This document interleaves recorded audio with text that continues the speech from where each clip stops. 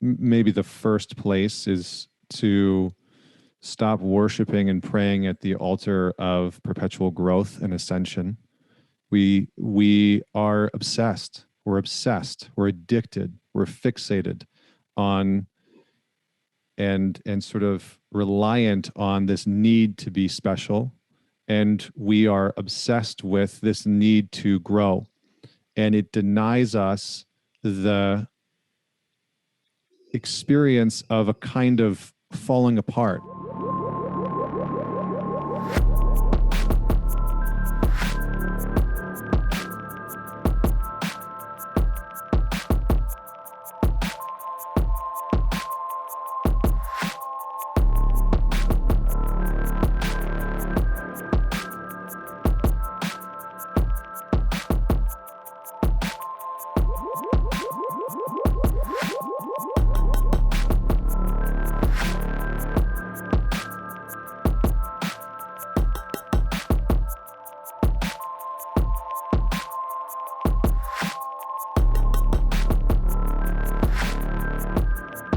Well, Connor Beaton, welcome to the show, man. It's a total joy to have you. And my heart is so full from just the 5 minutes we had before you jumped on. And we were just talking about your son, which I'm going to be welcoming my boy just by the time everyone hears this, he'll be in my arms. So just thank you for being here, man. What a dynamic, twisting road it's been, our friendship until this moment. So thank you for being here, dude.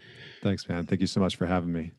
There's a lot we could dive off into. The perfect place is obviously the new father. Your boy is named Code, which I was just learning, which is such a cool name. And your wife is a marriage and family therapist, and people may not know who you are, you know? So if somebody didn't know who you were, which is obviously, man, it's always changing in the moment. But if somebody was just coming across you in public and they asked you that key question, everybody's like, hey, what do you do? What would you tell them? Yeah, it's, I usually just say, I run a men's mental health company, and that's usually the easiest way to kind of describe what I do. Because in many ways, Man Talks, my organization, has been developed over the years, been around for 7 years now, to support men and to help them through whatever they're going through, right? Entering into fatherhood, going through divorce, transitioning out of a career, selling their company, and trying to find some different purpose in life. But that's generally what I do is support men through arguably the largest transitions in life, and to help them tackle some of those finicky existential questions that come up, like why am I here? What am I supposed to be doing? So you don't go on the surface. This is a very depth-based brand, and it's funny because we connected through a friend, Mark Groves, and your circle and who you are, and just how I see you show up, not just on social media, man, but just here with me and in our calls we've had. It's someone who really takes their time. You strike me as a very mindful man. And I remember when you had me on your show, I was in Hawaii at the time, and the questions you asked, I was like, wow, they're really coming from like a radical depth. And so this depth that you've cultivated, it came from your own unique story. You were in a car, you literally had nowhere to go. Mm-hmm. You were like, what am I doing here? I'm at the rock bottom of the rock bottom. Can you just take us to that moment, Connor? Because a lot of people might see you and they're like, oh yeah, he's got like the followers and he's got the things, quote, quote, tick the boxes. They don't know your story. They don't know what you've been through, and only you know how you feel about what you've been through. So can you share with us that moment when you're in the car? It seemed like a very powerful moment for you. Yeah. I mean, that was like 10, 12 years ago now, but I think that was a rock bottom moment in many ways. It's sort of the ultimate rock bottom moment for me, because there was a lot of pieces of my life that I had been avoiding, and I had kind of been living almost like two different lives. On the one side, on the surface level, on the front of my life, if you had met me, you would have found somebody who was having a great career, riding a motorcycle, traveling the world, had a great girlfriend, had a great relationship, and all of those things seemed to be in place. I was pretty confident. Sort of cocksure, I guess you could say. And I haven't heard that term in a while. Cocksure. Right? That's where cocky came from, right? That is where cocky came from. That's right. Yeah. Just to give us a little throwback, into the 1880s, not the 1980s. But Um, but behind all that, behind the sort of like man that I thought people wanted to see Yeah. was somebody who was, you know, wildly out of integrity, tons of infidelity, really out of control, addictive tendencies.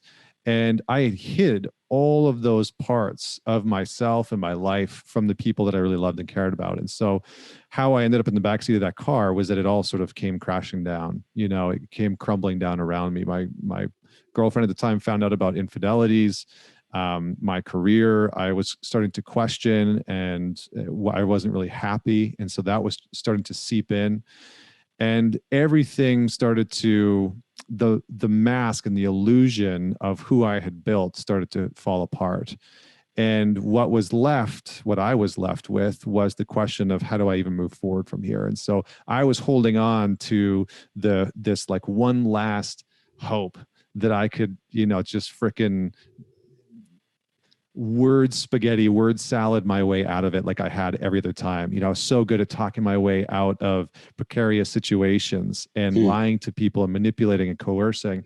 And I couldn't get out of this. You know, I couldn't get out of this situation that I had caused. And so in some ways it was like either I continue down this path and this becomes who I am, or I let this break who I have been.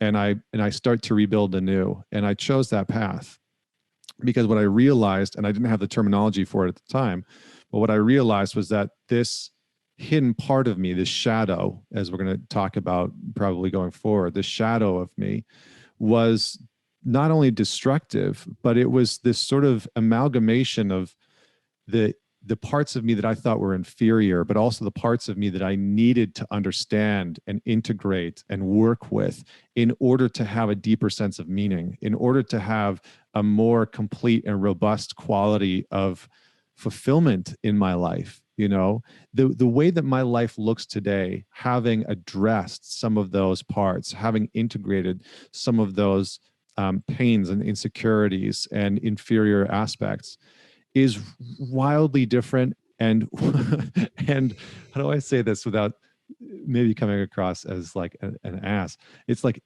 I could never have dreamed what my life would look like today. Never. First off, I didn't think I was going to make it past 33 or 34. How so? Why? Because I thought I would be dead. I thought I would have either drank myself to death or, you know, I used to have a death wish on my motorcycle. You know, I'd go 300 kilometers an hour, street racing through the hometown that I grew up in. And so I didn't think I'd be here. You know, I didn't think that I would make it this far. Or if I was, you know, I was going to be a complete disaster. And so the way that my life looks now is almost unfathomable. But I equate that to the work that I did to become, in some ways, I don't want to say just embodied, but in some ways, a man who was willing to face the hard parts of my internal architecture, but also the hard parts of life. And so that moment in the car brought all that about, made all that possible. Yeah, and I'm sure if you closed your eyes enough, Connor, and really sat with it, you could probably have the tactile and the remembrance, the imprinting right now. Like you could be in the car right now. That dude, that young man who did the best he possibly could, and really just to the degree he had his work done and his level of consciousness was the quality of his life. What was he in the process of getting just completely burned and pushed into the hero's journey for? And how was that an amalgam and really like a set of mirrors for most men at that age? Yeah, I mean, I had been taught what I call the one rule of men, which is very similar to Fight Club. You know, the first rule of Fight Club is you don't talk about Fight Club, right? Yeah. It's just like such a. I thought you were going to say you burn your hand with lye. The right, soap making scene, which was really intense. That is a really intense. I mean, there's some intense scenes in that movie, but you know, the one rule of men is you don't talk about what it's like to be a man, especially when it doesn't fit into the mold.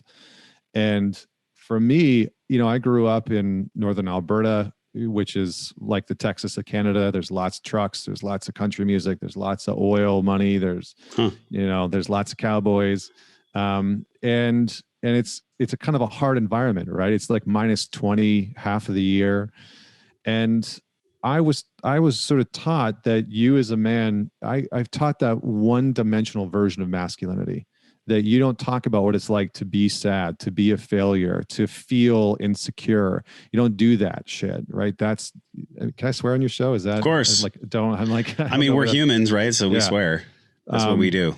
So, you know, it's like, you don't do that shit. You suck it up, you stuff it down. And so who I was in the back of that car was somebody that had lived most of his life running from, hiding from, repressing anything that came close to putting a crack in the armor of this infallible sort of superhuman man that I had created, that I thought I needed to be in order for people to like me. I thought I needed to be invincible. I thought that I needed to be infallible. And I thought that I needed to be someone who never had any kind of insecurity, and that that's who I needed to present to the world, right?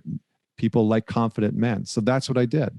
But it didn't leave any room for error. And so all of the errors that I had behind the scenes, all of the lies, the infidelities, the worries, the fears, the insecurities, all of those, as my sort of colleague and somebody that I really respect, Francis Weller would say, and he's another marriage and family therapist, he would say, your pain has its own intelligence.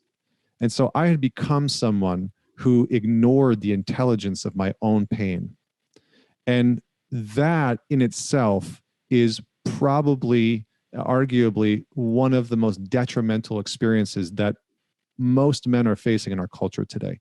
That they are crippled in some ways. They are less intelligent than they should be because no one's taught them how to understand, decipher, decode, integrate, and really in a deep way learn from the wisdom of their suffering, learn from the wisdom of their failures, learn from the wisdom of their pain. And it's to our detriment as a culture and a society, because we have men who are walking around somewhat unconscious of the manner in which their grief is acting in the world. My grief was so great. I was so sad and so hurt inside that I had no choice but to pass that on. I had no choice but to get into bar fights and beat the shit out of dudes and, you know, cheat on my girlfriend. I didn't know what, I couldn't cope with the pain that I felt inside. And I didn't really have a choice because I thought that it was to be a man to stuff that shit down. Right. And that somehow that virtue of suppression equaled strength. That's the other lie that most of us men are living, that if we can just suppress hard enough, that we'll be stronger.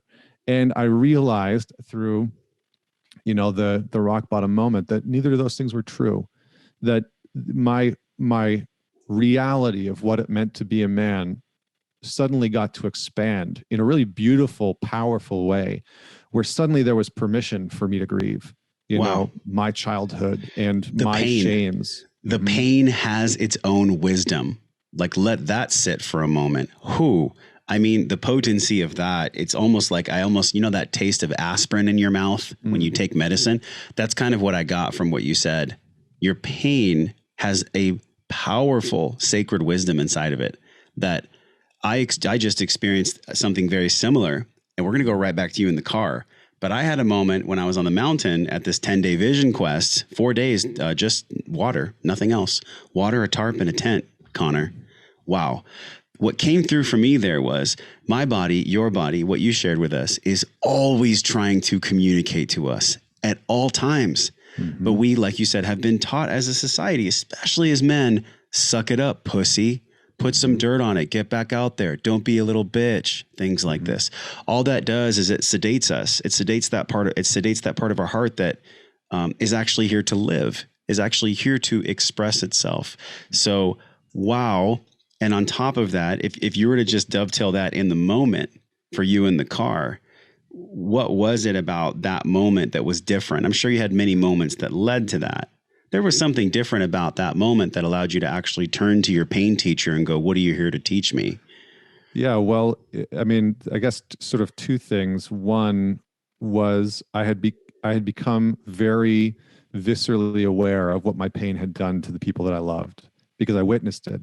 I saw it in their eyes. I couldn't look away any longer, and the damage that I had caused people was such that it was one of those things I couldn't unsee, and I couldn't unravel the consequence of it.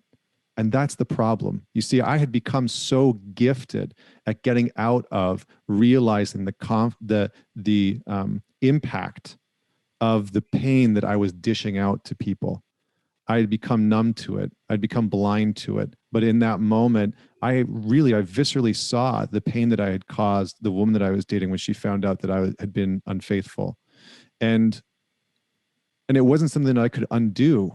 It was sort of like seared within me. And secondly, I had reached this place in my life where either I began to work with the pain, or I realized that the pain was going to take me out. That's where I was. That was the death wish when you were on the motorcycle? Yeah, that was the choice that I was faced with. It was like, this is going to go nowhere but me in some way not being here anymore. Whether it's me being reckless on the motorcycle, whether it's me, getting to an even darker place and taking my own life, whether it's me drinking myself to death or doing some, a god awful drug and justifying that, and, whatever the case may be. But that was the sort of demarcation for me. It was a kind of coming into contact with death in a way. And this is what initiation is that we come into contact with death. In any good initiation, you see death. You feel death's presence.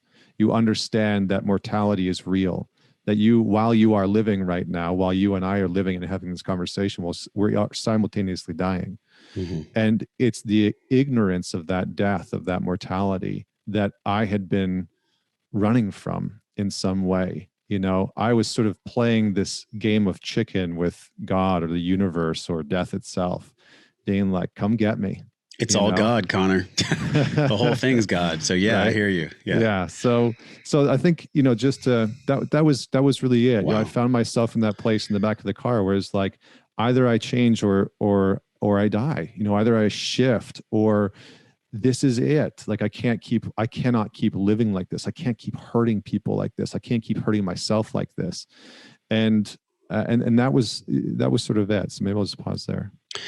It's a beautiful pause point, because there's something about your soul that even allowed you to have the gift of awareness from the pain teacher. Because if it wasn't in your soul contract, you wouldn't be sitting here, man. So there's something unique about your soul that we all get to witness and experience that allows you to bring your wisdom from the pain teacher, so that maybe, just maybe, you can assuage or even shorten the suffering of the men that are out there. So thank you for that, because that story hit me. I mean, I got a full body goosebump chill on that one. I touched death recently as well, and it brought me back to how I was never initiated in life. I think a lot of men are hungry on a subconscious, very subtle level for initiation, but they just don't even know where it starts. Mm-hmm. They think it might be in an ayahuasca ceremony. They think it might be by doing a weekend workshop or a breathwork deep dive, and it's good intentions. In no way am I delegitimizing these men or putting them in a place where they're wrong, but the road to hell is paved with good intentions. Mm-hmm. So somebody has these moments where they touch death, and I just recently touched death with 2 hands, fasting in the forest.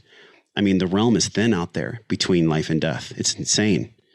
And so I'm curious, can you share with people a man who's hungry for change, a man who's maybe either experiencing right now or has been through what you've been through, and they're like, wow, I can really connect with him. What do they do once they start to even allow themselves to feel all the feelings they've suppressed? Because that can be quite overwhelming for men. Let's start there. There's a cauldron inside of them. It's starting to bubble up. They have the courage to look at it. Where do they go from that place? Yeah, I mean, I just want to acknowledge that, the same can be true for women, right? Women can suppress, but we as men, of course, certainly historically, of course, I don't want to leave the women out in this conversation, although, I do. Let's just say the human. Yeah. Well, I realize that because you're such a great host with your Man Talks and the brand that really empowers men. And obviously the women that support men, if they relate in that way, it doesn't matter how you relate. You can relate with anyone, man to man, woman to woman. But Right. the world needs strong men so that we can be a support for women, just like the world needs strong women. Mm-hmm. Mm-hmm. Yeah. Maybe give it to me one more time. I think it's the place where they've gotten pierced by like a sword of adversity. They've been through some type of initiation. They feel like maybe it's a huge injury or the loss of someone they love, or life. God has given them, Great Spirit has given them an opportunity to come down and bow at the altar of humility and make a choice, because they're really figuring out, well, what do I do from here? Because I'm experiencing all these feelings I've never allowed myself to feel. Where do they go from that place? Well, I would say that maybe the first place is to stop worshiping and praying at the altar of perpetual growth and ascension. We are obsessed. We're obsessed. We're addicted. We're fixated on and sort of reliant on this need to be special. And we are obsessed with this need to grow. And it denies us the experience of a kind of falling apart. You know, no man wants to fall apart. No man wants to come into contact with the realities of what his grief might have to teach him. And the fact is that when we really get present to it, what we're actually afraid of is that we don't know what that's going to look like. The truth, like whenever I'm working with a man who has gone on a similar path to me, whether he's working a 9 to 5 or he's a lawyer, or he's an entrepreneur, or he's a rock star, or he's, you know, like a sports god, the path is always the same. And the fear is always the same. That man is terrified of what will happen on the other side of not worshiping the God of growth and beginning to allow the wisdom of his grief to enter. He just doesn't even know what it's going to look like. And so begin to come into contact with the fear of what you think is going to happen. Because for me, I had been holding off on that for so long because I fundamentally thought that my life was going to completely be dismantled if I allowed myself to feel my pain, to listen to that grief. So that's where I think that might be a little bit analogous. So I'll make it a little bit more direct. All right.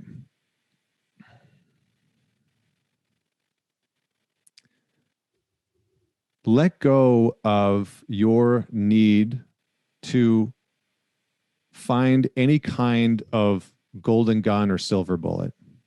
When men enter into this work, they're like, okay, I'm going to work on my shadow. I'm going to do shadow work, you know, or I'm going to go to therapy. I'm going to get a therapist. They do so almost always from the place of, I just want that one ultimate equation that's going to liberate me so I can get away from this. Exactly.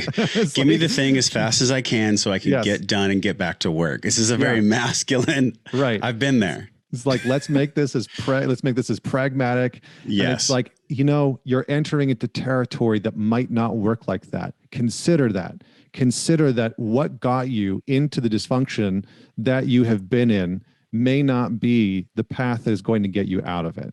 That perhaps you're going to have to learn a very different, equally valuable lesson, right? And this is where, you know, Jung talked about facing the shadow, right? Facing the parts of you that you have been rejecting and hiding and avoiding.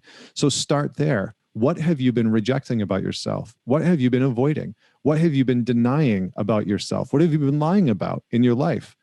And start there. Start to work on those aspects. Because when we do, we begin to reveal the parts of us that we have hidden from the people that we love. And then we wonder why we don't feel like they really know us. You know, such an interesting paradox. So begin with the things that you have been neglecting about who you are, or begin with the parts that you've been rejecting about what your life actually looks like. For some men, this is very challenging because it means that they have to come into contact with the truth that maybe they aren't as happy and things aren't as perfect as they have been selling to the world for years, right? Suddenly it's like, actually, I hate my job. Actually, my wife and I haven't had sex in years. Actually, I'm struggling with my kids and I don't know how to deal with them. Yeah. I don't even like being around them. I don't know how to interact with them. So that's part of the challenge that you as a man or a woman, but we're speaking about men specifically, and this is usually a very specific challenge for men, that this is a challenge that you as a man are going to have to accept, that you are going to need to allow the lesson of your pain to humble you. And you're going to need to allow it to take you down a peg. You are going to enter into what the alchemists called the nigredo, right? It's the nigredo is a period of decomposition. It's a space of breaking down, of decay, of allowing things to break apart. In modern spiritual terms, we call it the dark night of the soul. And so in our modern times, we as men are terrified of entering into that space. But that's the space where the man becomes the hero. He enters into the darkness of the cave, and that's where he faces the dragon, and that's where the treasure is. But we have conditioned ourselves to avoid it. So know that you're going to enter into the cave. Know that there's maybe going to be a period of time where you do feel lost, and that's okay, where you don't have it all together, and that's okay, where you are literally getting the shit kicked out of you by life, and that's okay. I went through a 2.5 year period after that, after being in the backseat of my car, where life gave it to me. I learned a lot about who I was and the damage that I had caused, and I had a lot of healing to do, and there was a lot of grief that I had to feel, and there was a lot of myself that I need to begin to understand. So know that you are going to potentially enter into that period of life, but that period of your life is going to produce the psychological soil for you to grow who it is you're capable of being and becoming. And that the avoidance of entering into that space has actually sucked the soil of your psyche dry of nutrients and minerals that it needs in order to become the father or the man or the husband or the leader that you ultimately want to be. And all the men that are unknowingly pulled off the path. And by the path, I mean the training, not just the work. I love that you have that on your website. It's not therapy, it's training. Mm-hmm. Boom. I mean, it couldn't be more concise, but also more powerful. Like people think, especially men, think of therapy as like some kind of shameful thing where, oh, I'm going to talk about my feelings. Or I'll never forget this, Connor, in Encinitas. There was an owner of this shop where we would meet in the back for our men's groups. This is like 2015, 2014, really my first couple of years of doing the men's work. And he was like, all these men sit back there and I heard him talking. They just talk about their feelings and they cry. They're like a bunch of women. And when he said that, I was like, this is exactly the reason why we're doing this work, because there is that unraveling still of the patriarchy. And I'm not here to demonize the entire patriarchy, but there are some pretty unhealthy parts of it. Mm-hmm. And a big part of what you discussed right now, what you unpacked so fucking eloquently, was men get pulled off the path. And we get pulled off the path because our entire society is designed for us to do so, whether it's porn, shopping, promiscuous sex, unconscious relating, ego, infiltration because I'm the CEO of the biggest company and look at the awards we got. I mean, fill in the blanks, man. There is so many things that allow us to become almost like Odysseus when he was being tied to the mast in the ocean. The muse of distractions in our world can be so syrupy sweet. It can pull us off the path. How have you personally, with your work, and also how do you guide people to stay on the path with all these distractions, almost like the sirens calling us to come eat us with their sweet song? How do we develop resilience to be able to stay on the path and continue to do this work when it gets really hard? Yeah, well, here I'll give you maybe, because I know after having worked with men for a long time that we love tactical shit. we like, it's like, give me the, okay, you've talked existentially for Top a while. 3 things. Give me the tactical things that I can do. Even though it's a heart-based problem, you're not going to solve with the mind, but go ahead. Right. Yeah, exactly. Okay. Exactly.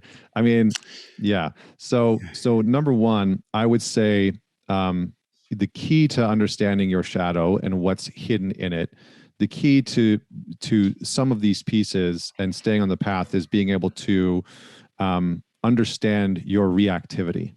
So your reactivity, your not response, right? There's a difference and distinction. When you are responding, you're responding from a conscious place.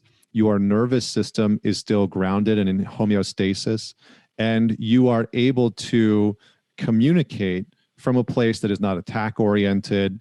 It's usually more grounded, and you're setting boundaries.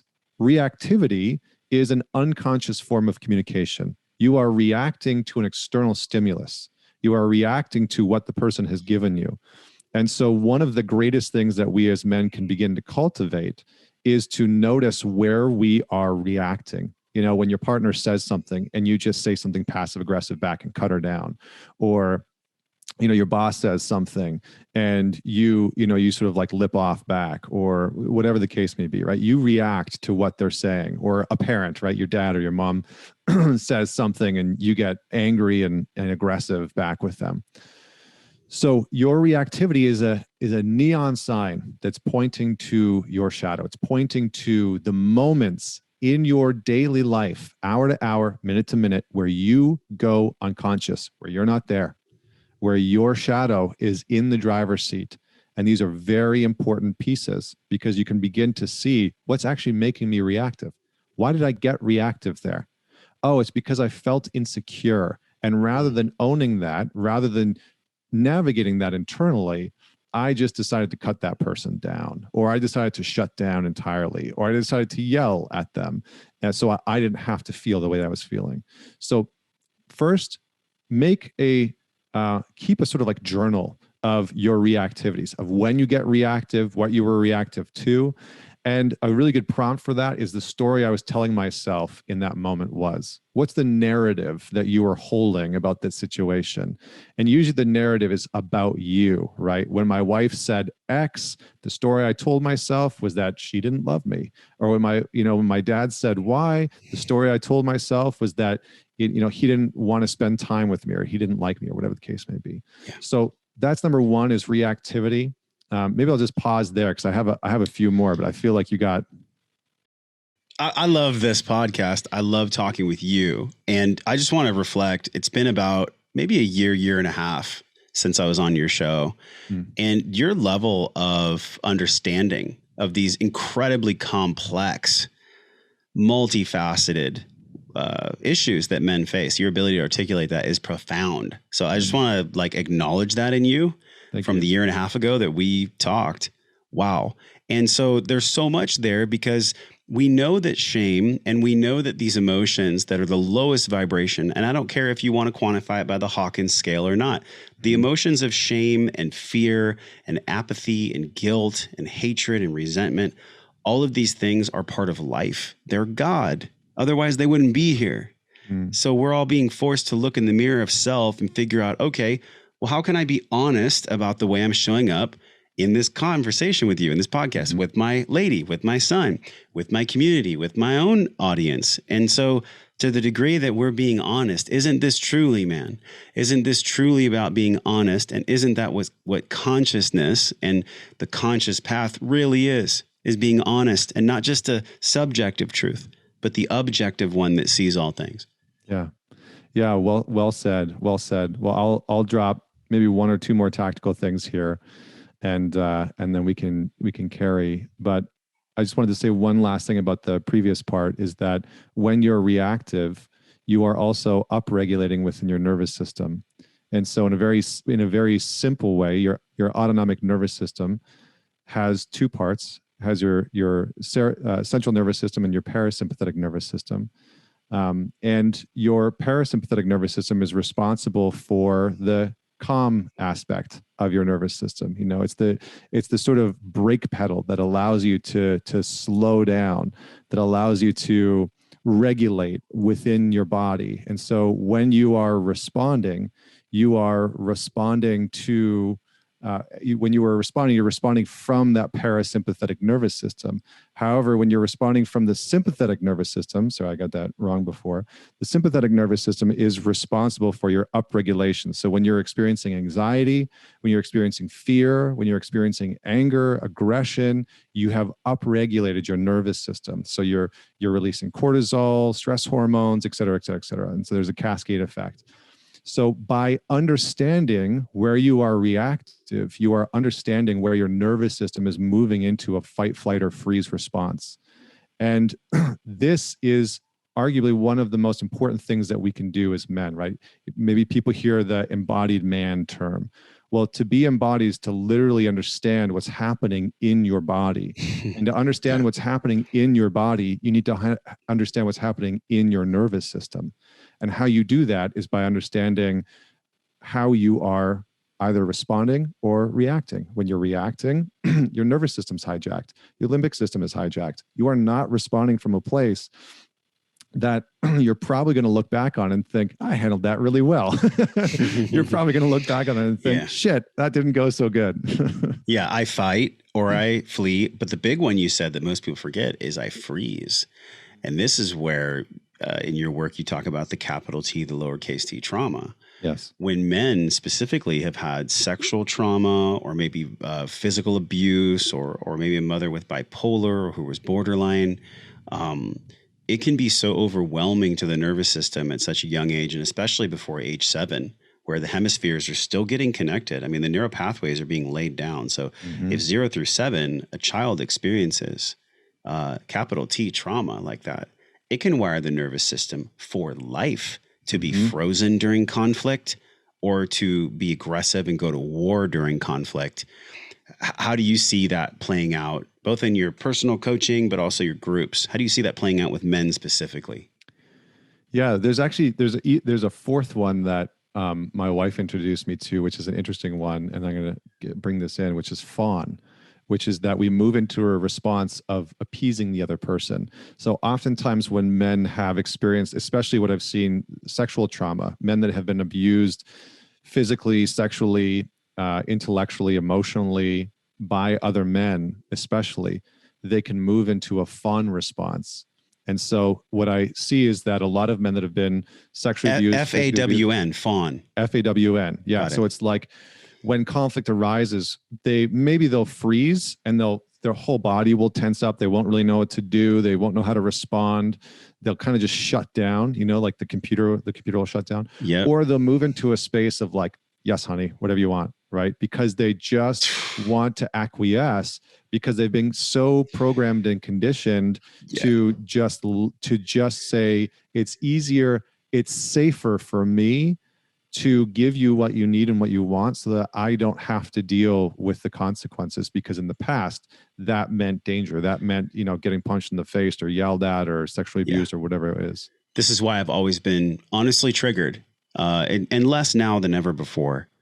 But when I first got into this work and I experienced it in relationship, the phrase happy wife, happy life, it is the biggest cop out for people not doing their work, not doing their training, as you talk about, not doing their training that's on the planet. Yeah. It's not happy wife, happy life. It's happy soul, happy relationship. That's really what we're talking about here. Yes. Can you expand that? Yeah. I mean, happy wife, happy life is just it's a old codependent saying. It really is. It's like if you're happy, then I'm okay. Right. That's kind of what I'm saying with the fawn is if I can just give you what you need, then I'll be fine. And it came from a different place and a different era where it was like, if I just give this person, what they want, then I won't have to hear about it. That was kind of the mentality, right? Then it won't be a problem, another problem for me to deal with, because as men, that's how we often see things. We have been taught to over-index our rational mind and vastly underqualify and under-index our intuitive intelligence. And Einstein said, your rational mind is a faithful servant and your intuitive mind is a sacred gift. But we've built a culture that honors the servant and has forgotten the gift. And we as men are very much the epitome of that. We over-rely on our intellectual, rational understanding of things. But then when it comes to emotional problems in our relationship that keep coming up, that don't stop emerging, we wonder why it's not getting resolved, because we're trying to solve that emotional issue with a rational, intellectual equation. It doesn't work like that. It's like trying to solve a math problem with English. It's just like those are two different languages, and so it's not going to work. And I want to touch on the previous part about training, because I think that's important. The reason why I call it training is that most of us, are missing skill sets that we actually need in order to have fully functional relationships, sex lives, careers, fulfillment, purpose, health, mindsets, etc. So if you grew up in a household like I did, where discipline was a punishment, not something that helped me organize my day and my ADHD, but an actual physical and verbal punishment, then you quickly learn, like I did, that later on in life, discipline equals punishment. So guess what? I don't want to be disciplined. So I had to learn, I had to train myself. That's why I call it training. I had to train myself in the art of discipline so that it became a practice. It became something that was habitual. It became something that was ritualistic. And so it's training because I have to learn that skill. Yeah. And many men don't have this sometimes in relationship communication skills because of whatever. Maybe they just weren't taught it. Maybe they experienced abuse or abandonment or neglect. Maybe they don't even know why, and that's okay. But we have to learn the skills in many of these different areas, whether it's relationally, sexually, financially. And it's so interesting to me that it's okay in some areas, right? If you wanted to go and get an 8-pack or a 6-pack, you would learn the skill to do that, right? There'd be a few different things to go along with that. Or Sure. if you wanted to make $1 million, you would go learn the skill to do that. But when it comes to our relationships or sex, we as men are often like, we approach it in a very different way. And so but we shouldn't, right? It's still, you need to learn skills. And it's largely that you might not need therapy. You might need to train yourself in the art of learning these new skills that are going to put you into deeper contact and understanding of what's happening within your body and within your mind that's causing you to not be able to relate or attach properly to a partner, to a financial goal, to what you want sexually, etc. Do you believe in the law of reciprocity and the law of attraction? And how does that relate to things happening for us instead of to us? Because you could have rebelled so hard that you got full body tattoos and rode your motorcycle off a cliff. There was something about you, your soul contract, your dharma, however you want to describe it. Can you share with us your views on that? You know, the law of reciprocity, the law of attraction, karma itself, soul contract. What was it about your unique path that allowed you to pull wisdom from that instead of just being clouded by your wounding? Yeah, I mean, I think that those spiritual frameworks certainly come into play. You know, the law of attraction, karma. I think in some ways, karma is that we end up attracting what we believe we deserve. And when I say that karma equals that we attract what we believe we deserve, I don't just mean consciously. I mean that at an unconscious level, we are attracting continuously. Remember, your pain has its own intelligence. So not only are you consciously attracting what you think you want and deserve, you are unconsciously, from your pain, from your shadow, from your grief, attracting what you think you deserve all the time. So you better wake the fuck up to what your pain is thinking. Because if you don't, it is unconsciously attracting all the shit that you don't want. And so you need to pay attention to it. So for me, that's sort of at the epicenter of the law of attraction, that we are continuously attracting what we believe we deserve, consciously and unconsciously. And that however we want to describe it, divine intelligence, God, or even just the sort of like quantum soup of existence, right? That everything is information talking to itself about itself. And in some theories, that's true, is that everything in existence is just information interacting. Yeah. Well, if that's true, then your unconscious information is still interacting with the things that are out there. So we better pay attention to it. And how we come into contact with that is through things like shadow work, is through things like dream work, is through things like the vision quest that you just went on, you know, to be out in nature fasting with nothing, you know, nothing but the elements, nothing but the information of nature and the universe and existence around us. And that it's in those spaces where we really come into contact with and begin to disseminate and understand what it is that we are pressing out into the world and magnetically pulling into ourselves. It's so easy to look back and go, oh yeah, that's why it happened. In the moment, that wisdom's not so clear. You know, sometimes in the moment, like when you're bloodied and barred, It can be so challenging to let go, because to the degree that you have even looked at your attachment styles, your shadow, how you fight life's pace, how you fight the pace of nature, or how you work with her, there's so much intuitive intelligence that has to be taught. And I'm so glad you exist in the world to do so. Your mission is global. I mean, men are coming to you not just to look at their shadow, but to actually begin the process of like unwinding the clock inside of them that has been stuck at high noon.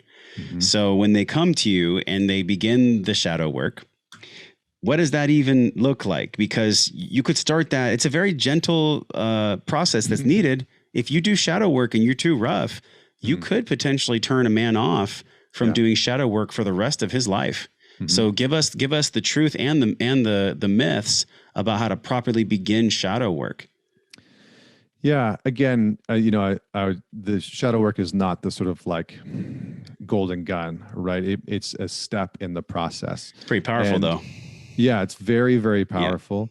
Yeah. And, I think the important aspect is that we ease into it, that you start to come into contact with the things that you're avoiding. And you start to, I played this game with myself for a while when I was going through this work and working with a mentor who taught me shadow work, who taught me Jungian psychology. And it was the autocorrect game. And it was to catch myself lying, to catch myself in the act of embellishing something and not telling the truth, and to then correct my behavior in the moment, real time. And it was such an interesting game because I became very present to how much I was bullshitting people, and I was like, damn, I really like fluff people a lot. Like, this is wild. But I think the myth, I'm not really too sure what the myths are around shadow work.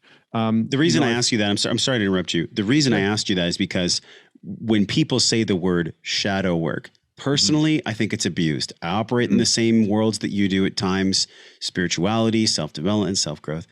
And I see a lot of people really just abusing what shadow work is. Maybe we could even just start there with what you believe shadow work is right now in 2021. What you truly believe from your own heart and from your own experience. What is shadow work? And we can maybe just start there and then share some of the things that people have brought up that aren't shadow work that are perceived as so. Yeah, well, I'll go from a 2021 perspective back to Mr. Carl Gustav Jung, who created the concept and the archetype of shadow work, back in the early 20th century. And, for him, the shadow was an archetype of the persona, of the identity. And, he had his own sort of working of what that looked like, of what the identity looked like, with the anima and the animus that represented the masculine and the feminine. But for him, the shadow was really a kind of alter ego, a splinter ego. I call it the hurt locker, where we store all the stuff that we don't like about ourselves. And so the act of doing shadow work is in some ways about turning towards the unsavory behaviors, beliefs, qualities of ourselves, our inferior parts, and beginning to not reject them any longer, not neglect them or negate them. So Jung's process is really about, in a slow manner, not all at once, right? You don't want to try and eat the elephant in one bite, because, what happens in Fight Club is Tyler Durden, who is this manifest character of the narrator, is actually a fabrication, right? He loses it. His shadow becomes externalized into this character, but that's maybe for a different conversation. So we begin to take it in one piece at a time. We start to look at maybe in our relationship, and we say, what am I avoiding in my relationship? What am I rejecting about myself or the relationship? What am I withholding? Some very simple questions. What do I not want my partner to know about me? What do I least want to express to my partner? What's one thing that I sexually want to explore but feel ashamed to bring forward? Those are some very simple things that we can begin to look at to bring that shadow out of the proverbial darkness and into the light. And so that's where we need to begin. Jung believed that shadow work needed to happen with someone, or in some kind of container, whether it was a group or one-on-one, so that the shadow couldn't continue to hide, right? Because the part of the shadow is that it projects itself onto other people. It projects itself, like we'll project our anger onto our partners. If you've ever said to your partner, I'm not angry, you're angry, but inside, you're fucking pissed off. That's classic. Like, that's projection, right? Yes. And so we just begin to work with it slowly, and we begin to integrate these parts. And when I say integration, all of that means is that we stop trying to exile those parts, and we begin to work with them. We begin to understand them, and we begin to allow them to take up some space within us, cognitively or emotionally. And in that way, we begin to almost digest the shadow into our being. So maybe I can give you an example, like who I was before. I had a massive shadow because I was hiding a huge part of who I was. I was hiding lies and infidelity and et cetera. And as I started to become honest and transparent about the things that I was hiding, about the infidelities, about the lies, right, using that autocorrect process, what started to happen was that I started to have a more complete and whole view of who I was and am, because I wasn't hiding all of these different aspects of myself. I wasn't hiding beliefs and et cetera. So that's a very basic part of it. I do think that it gets abused in modern culture because it's a very kitschy term. It's kind of enigmatic and it's mysterious. And so most people don't know what it is. They're like, shadow work. What do you mean? Is that where I feel a bunch of stuff? Right. I mean, that's basically where people go with this. What a beautiful explanation, man. So I think that one of the greatest gifts of the shadow, and maybe to the degree that the shadow's larger, there's actually more gifts in there, which might seem kind of a paradox. Like, what do you mean? The more pain I have, the more shadow I have, the more gifts there are. Well, there's a unique soul contract that's kind of esoteric to unwind. But if you really are honest with oneself, everything in your life is a byproduct of what you have not just attracted, but also who you're being. Like your way of being as a man or woman, but specifically we're talking about men. Like so many people, so many men don't understand how their way of being continually perpetuates their shadow to actually grow larger. And then that's where cancer and disease and all these really like spiritual maladies, not to quote 12-step. I'm curious how you feel even about 12-step, because I'm sure that a lot of men that come your way to Man Talks, they maybe are dealing with some type of an addiction. What's the bridge and what's the nexus of shadow work, 12-step, addiction, Man Talks? Like, how do they interrelate with one another, and what's the right fit for one another? That's a good question. There's a few like points of intersection there. There's some overlap, but I know there's probably things that blend well and blend don't. Yeah. Well, I think 12-step can work for a lot of people. I think from my viewpoint, addiction is often an attachment dysfunction. And it's an attachment dysfunction because at some point in life, whether it's because of trauma or abuse or whatever the case may be, someone has learned that it's not safe for them to attach properly or coherently to other people. And they carry that pain internally, and so they need an external substance to give them that attachment. So rather than attaching to a person, they attach to a substance, right? And that's what they become attached to. That's where they find safety and security. And with the shadow, that can happen in a way as well, where we can find safety and security through attaching to avoidance, attaching to repression, attaching to suppression, all as forms of finding survival, in a household where we're being neglected, or we were abandoned, or we experienced abuse, or, maybe we grew up in a great household and we experienced some of those things in school, or we just didn't feel like we belonged in some capacity. So there certainly are some overlays. And interestingly enough, I believe I'd have to I don't want to use the word fact check, but I'd have to go and check this. I believe that 12-step, obviously it became because the founder, had this incredible mushroom journey, and he was, dealing with addiction, but also his brother, I believe it was his brother, was working with Jung and he was an addict. He was an alcoholic. And Jung, really, this is the first time I've heard this. Yeah, had worked with him and basically had told him that on some level there was nothing that Jung could do to support him, because his issue was a spiritual one. His problem was a spiritual one. And he needed to find God in some capacity, whatever version of that it was for him.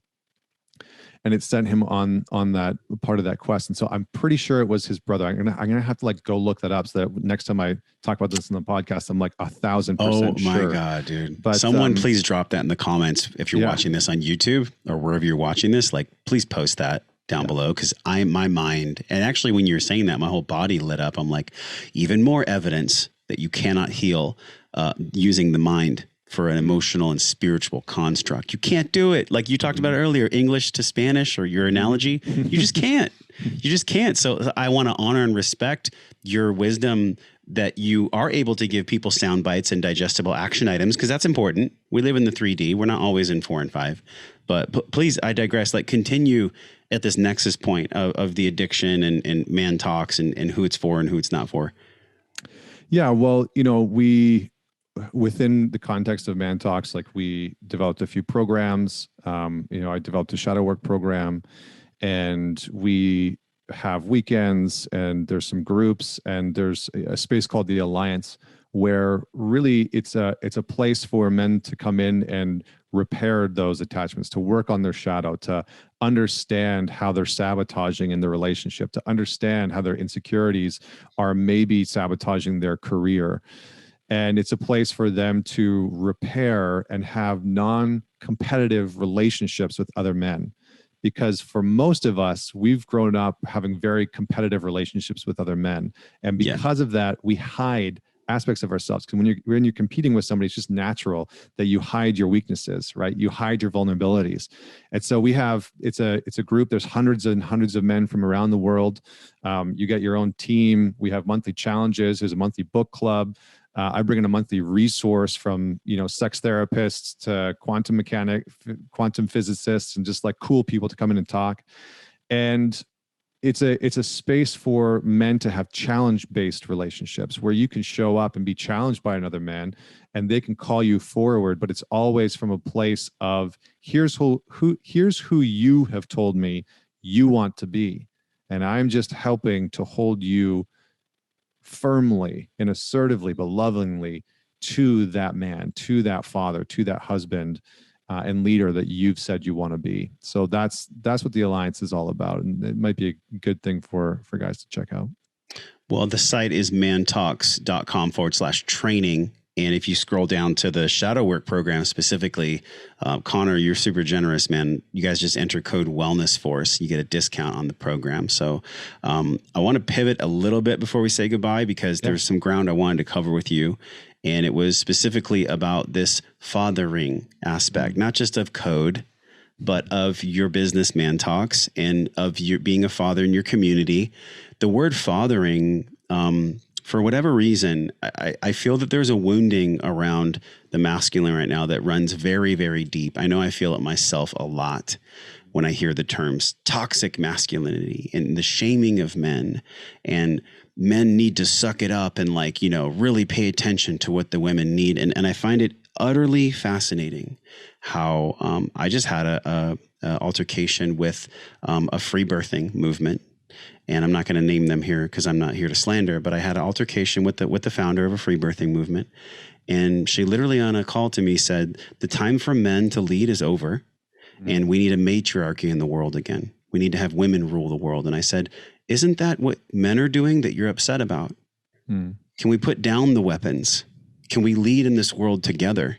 Can we stop wounding each other about who's in control and who's in power? There doesn't need to be a matriarch or a patriarch anymore. Let's do a social arc together.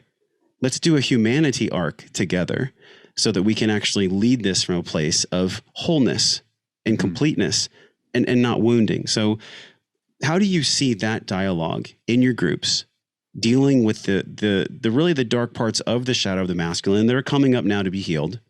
And how does that narrative play out in your groups? Oh, I mean, it's a very, there's a few different avenues within that question. It's quite a full question. I like to Again, ask big ones, man. yeah, right. Yeah. Especially when I have you on the podcast. Like let's Let's give go. people Let's some go. truth they can really feel and take inspired action from. A new way of being, a new way of thinking. Yeah. I mean, I think there's two avenues going to answer this with. One of them is actually from a man that I had on my show. His name is Stephen Jenkinson. And he kind of, blew my mind a little bit. He's an elder in some ways. And he talked about patriarchy, and he broke down the actual etymology of the word, which I found fascinating. And I hadn't known, and I didn't, it sent me into this sort of like rabbit hole of researching. But patriarchy, if you break it down into its root words, patros is the Latin for father, and archy is a Latin. It's a little bit more complicated, so I'm going to simplify it. But it means to uphold, um, to uphold. And so patriarchy in its essence is about upholding the father, both within the household and within, not pedestaling a man, not having a man become supreme leader or any of those things, but the maintenance, the social maintenance of the father as a very important role. And that matriarchy is in many ways an equivalent to that. And so they're meant to be in some ways equal. They're meant to have an equality to them. And we could get into all the reasons why that hasn't happened. But for me, I think that the work that we do in many ways is about learning how to father ourselves as men. That we stop offloading the responsibility of our wellness, of our strength, of our confidence, of our well-being onto other people. Because the truth is, if we're really honest, there's a lot of men out there who have no idea how to tend to the wounded child that they've been carrying around for years. Where has he gone? If you were abused as a child, where did that child go? Nowhere. He's in you. He is you. And if you don't know how to take care of him, he's going to cause havoc in your life. If you don't know how to parent him and father him, he's going to cause havoc when you become a father. I have a client who came to me because he had a son. And for the first few months of having a son, every time his son cried, he wanted to punch a hole through the wall. Huh. So much rage was coming up. And the reason was that his inner child felt like there was no room for it. The boy within him who had to become a man at the age of 9 or 10 because of divorce and et cetera, and enmeshment with his mom. I'm not going to get too deep into it. He had to step into this role, and his inner child was angry. He was pissed, right? But he didn't know how to tend to that because he didn't have a father around. He didn't have any examples of what a father even looked like. So he's having to learn, again, train himself in the skill, to develop the skill of being able to father his own younger self, the teenager that wants to, wreck his life, the child in him that is wounded and lonely. And so, I think a huge part of the work is learning how to father yourself. Because if you can't do that, if you cannot step into a mature version of masculinity where not how to control yourself, because where we are in control, we are often out of power, but rather that you learn how to tend to yourself. You learn how to mend the parts of you that sometimes feel broken or hurt, right? You learn how to deal with the inner parts of yourself that are sometimes wanting to rage against whatever, Republicans, Democrats, spiritual teachers, the machine, the financial institutions, etc. Yeah. You learn how to be with those parts that are chaotic and destructive. And that's where it needs to start. So for us within the Alliance, all that we do is we help men train themselves in the art of being self-led. We help them not overcome, but integrate and initiate themselves through the obstacles that they're facing in their life into more sovereign, self-led, self-authored men that can then bring their gifts more fully out into the world, because that's actually, again, to go back to Francis Weller, what the purpose of an initiated man is.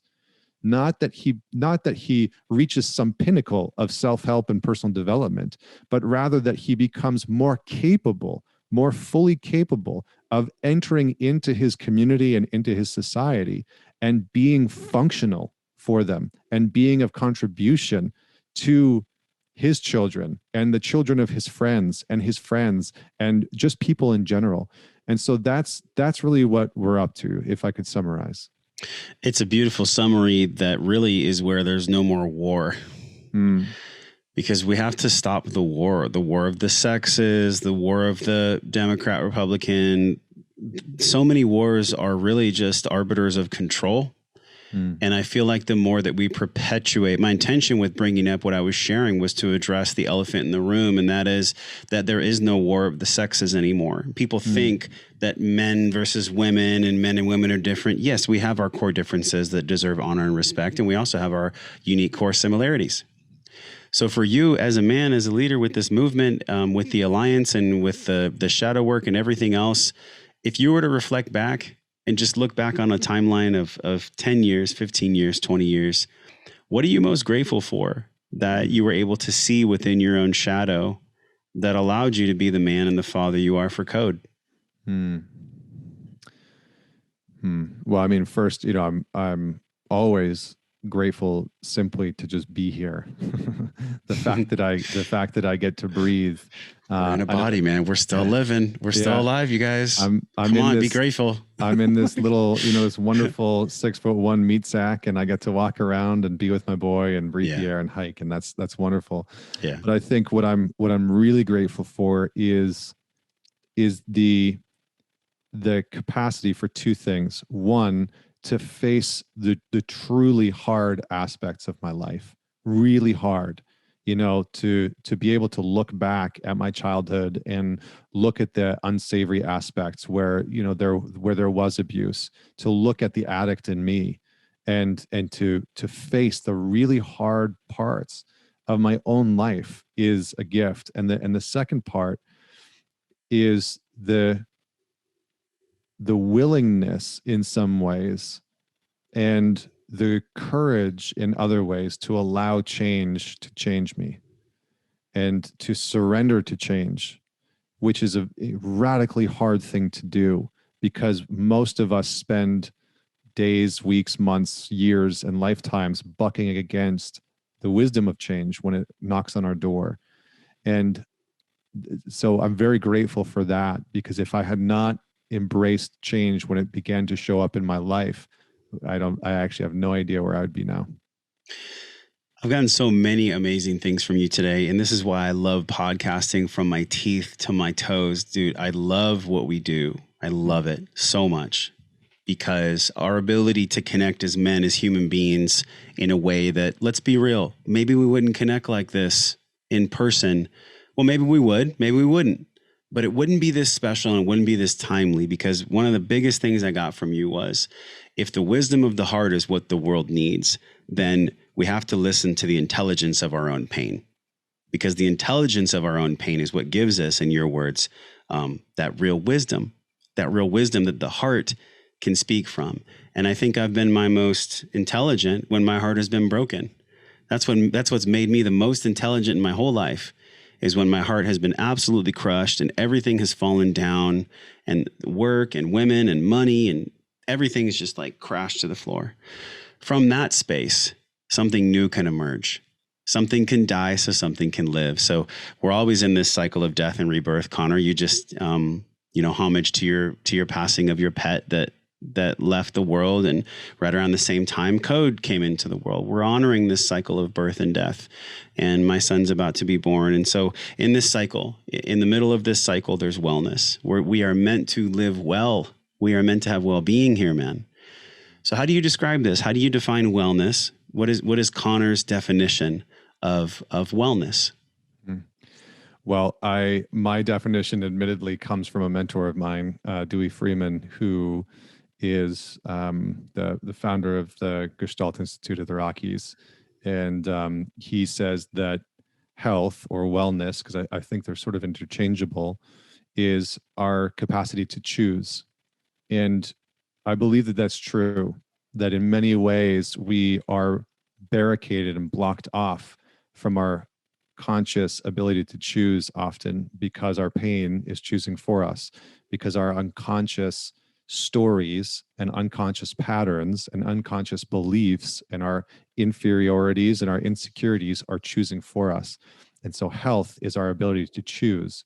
And when we can begin to move through a lot of those things and integrate them into our being, we have a more complete, robust ecosystem from which to choose. So that would be my definition of wellness. I love your definition. Please tell people where they can play in your ecosystem. You know, where can they go? And this doesn't have to be so hard, you guys, really. Like this, yes, there's going to be moments where it's challenging, for sure. Otherwise you wouldn't grow. But it doesn't have to be therapy and work all the time.